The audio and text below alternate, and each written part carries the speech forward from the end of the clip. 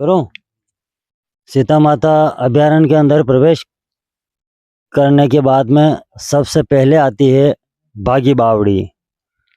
बागी बावड़ी आती है। ये पौराणिक मान्यता है कि त्रेता युग में जब माता सीता को जब राम जी ने जब वनवास दे दिया था, तो माता सीता को लक्ष्मण जी यहीं छोड़ने के लिए आए थे, इसी जंगल के अंदर। तो क्या हुआ फिर कि मातेश्वरी को जब प्यास लगी तो लक्ष्मण जी ने उनके पानी के लिए गंगा माँ को प्रकट की थी, तीर लगाया और उस तीर से ये गंगा प्रकट हुई है। बिल्कुल ये 2-3 फीट के लगभग ही होगा। ये 2 कुंड बने हैं, गर्म और ठंडा दोनों कुंड है। 2-2.5 फीट के अंदर लगभग है, लेकिन यहाँ पे पानी की कोई कमी नहीं रहती है। मेला जब लगता है कम से कम 3 लाख 4 लाख पब्लिक आती है, लेकिन तो भी पानी खत्म नहीं होता है। कुछ नास्तिक लोगों ने इसका प्रमाण और इसका पता लगाने के लिए एक वास्तविकता क्या है, इसके आसपास में बहुत सारे गहरे गहरे खड्डे खोदे, लेकिन उनमें कहीं से पानी की एक बूंद तक नहीं निकली। अब ये पानी कहाँ से आता है, लेकिन इसका अभी तक किसी को कोई प्रमाण नहीं मिल पाया है। इतनी कम गहरे के अंदर इतना भयानक जंगल होने के बावजूद यहाँ पे इतना पानी है कि यहाँ पे जो भी श्रद्धालु आते हैं वो इसी से पानी पीते हैं, और इसके अंदर 1-1 रुपये का सिक्का डाल के अपने मन की जो कामनाएं होती है वो कामना भी मांगते हैं। यहाँ से जल लेके जाते हैं, जो जल चरणामृत के रूप में वो जल पीते हैं। ये 2 कुंड है, एक इधर कुंड है, एक इधर कुंड है। सामने हनुमान जी स्थापित है। ये भी काफ़ी पुरानी मूर्ति है हनुमान जी की, बहुत काफ़ी पुराना मंदिर है। ये एक स्थान एक अलग ही अलौकिक स्थान है। ये सीता माता अभयारण्य के अंदर बहुत सारी चीज़ें ऐसी है जो कि उसका कोई पार ही नहीं है।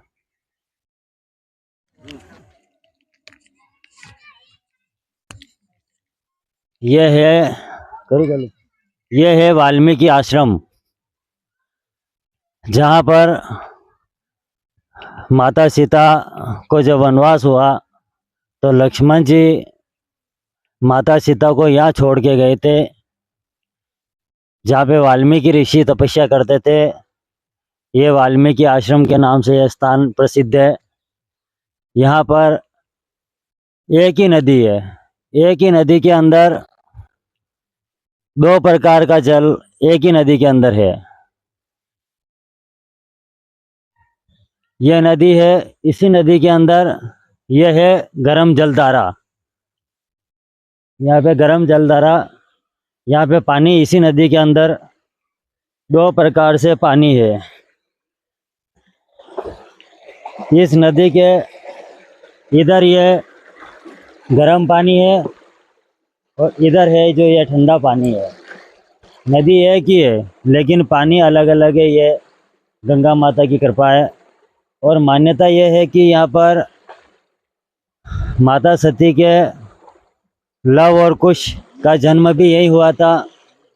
और जब लव कुश का जन्म हुआ तो उनके जो कपड़े थे लव कुश के, वो कपड़े माता जी यहीं धोती थी।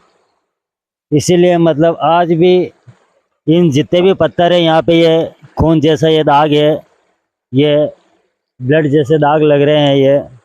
ये भूमि के अंदर से जितने भी पत्थर निकलते हैं वो सब इसी प्रकार से निकलते हैं। यहाँ पे माता जी ने कपड़े धोए थे और लव कुश का जन्म भी यहीं हुआ था। इधर ऊपर सीतावाड़ी है, ऊपर सीतावाड़ी जहाँ पर माता सीता पुष्प लाया करती थी वाल्मीकि ऋषि के लिए। ये यहाँ पर पूरा लेक है वाल्मीकि आश्रम। पौराणिक मान्यता के अनुसार यह स्थान संस्कृत आदि कवि महर्षि वाल्मीकि के आश्रम के नाम से प्रसिद्ध है। त्रेता युग में भगवान श्री राम जी द्वारा माता सीता का परित्याग करने पर सीता माता ने यहीं पर आश्रय लिया था वाल्मीकि ऋषि के यहाँ। लव कुश का जन्म इसी स्थान पर हुआ। यहाँ पर ठंडे व गर्म जल की धाराएं पर्यटकों के लिए आकर्षण का केंद्र बनी हुई है। यह समुद्र तल से उसकी ऊंचाई 384 मीटर है।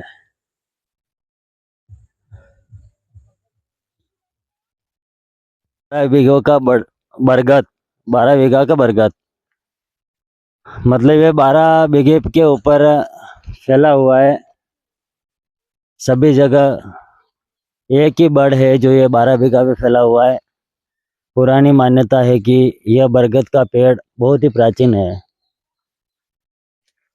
इसका मुख्य तना समय के साथ नष्ट हो चुका है। वर्तमान में इसका फैला लगभग 12 बीघा भूभाग में फैल गया है। यहाँ पर माता सीता लव कुश को झूले में झुलाती थी। इसी बड़ के पेड़ के यहाँ पे झूला लगाकर मातेश्वरी लव कुश को झुलाती थी, इसलिए इसको 12 बीघों का बरगद कहा जाता है।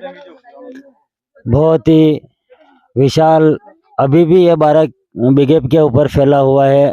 पहले तो बहुत ही ज्यादा था।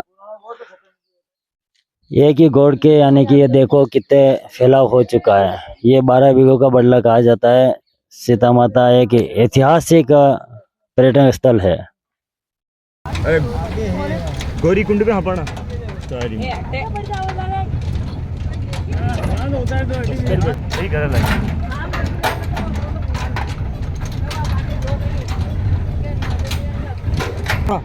हाँ ये ठीक है। आप आगे लो आगे लो आगे लो आगे।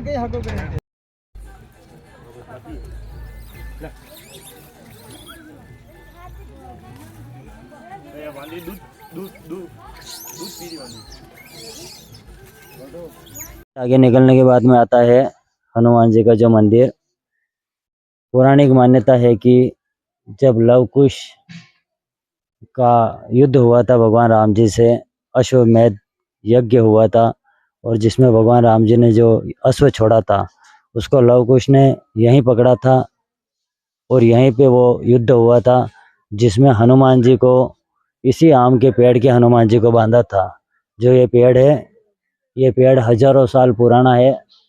यहाँ के पुजारी और यहाँ के लोगों का कहना है कि इस आम के वृक्ष की कोई उम्र नहीं है। हजारों साल पुराना ये वृक्ष है।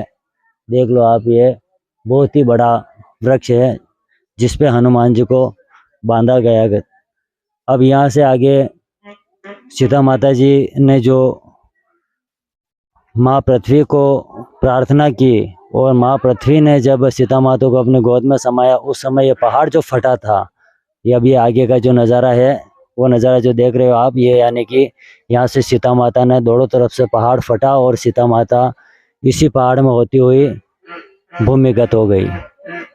जो नज़ारा हम आपको आगे बताएंगे।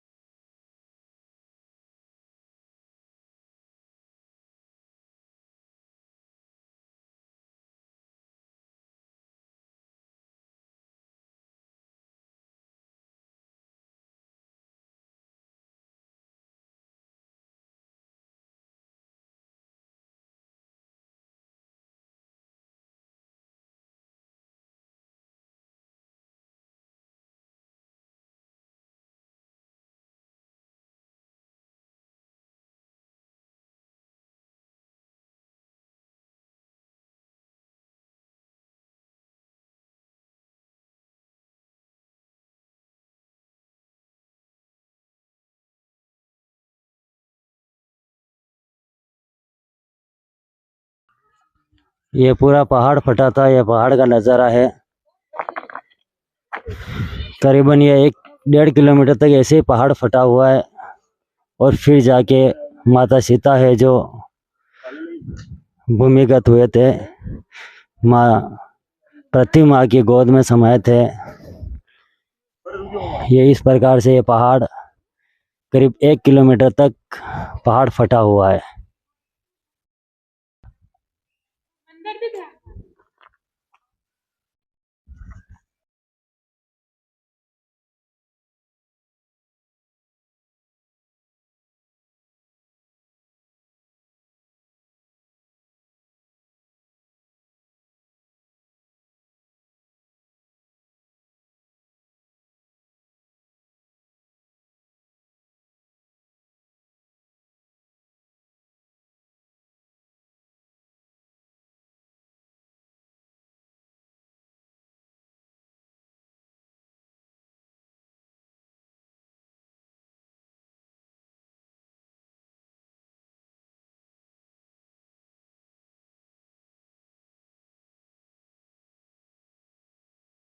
ये करीब 1 किलोमीटर से ज़्यादा दूरी होने पर भी और कंटीले पत्थर होने के बावजूद भी हजारों की तादाद में पब्लिक माँ भगवती के दर्शन हेतु आते हैं। ये देखो पूरी तरफ ये पहाड़ फटे हुए हैं।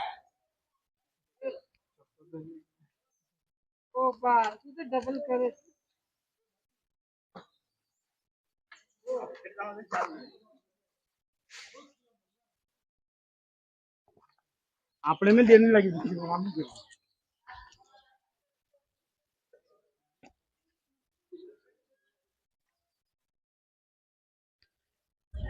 यहाँ पर माता सीता भूमिगत हुए थे और यहाँ की गहराई इतनी है कि लोगों ने मापा तो 12 खाट के नवार जितनी मतलब गहराई इसके अंदर है।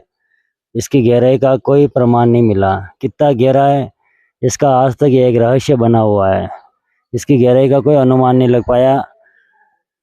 यहाँ पर पहला एक शिला भी थी, जो शिला बहुत ही बड़ी होने के बावजूद भी पानी में तैरती थी, लेकिन समय के कारण वो शिला पानी में डूब गई है। और ये यहाँ पर ये ऊपर है जो सीता माता की एक मूर्ति बैठी हुई है माँ भगवती की। ये चारों तरफ पहाड़ फटे हुए हैं, ये नज़ारा है। ये जल है जो 12 माह बत्ती गड़ी, मतलब इस जग के अंदर पानी का कोई अभाव नहीं होता है, जल भरा ही रहता है।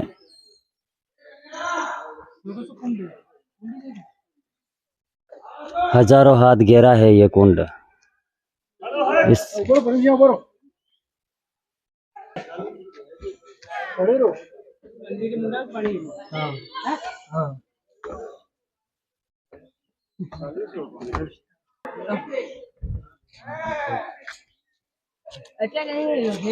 अरे कहो विधि नहीं आओ बा ये है माँ सीता, यहाँ पर विराजमान है माता सीता।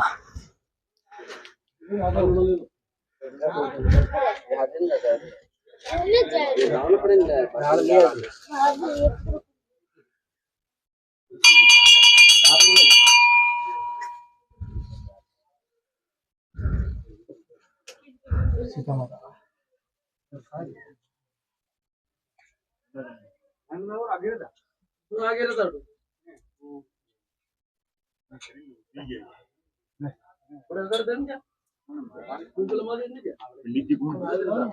महाराज आप भी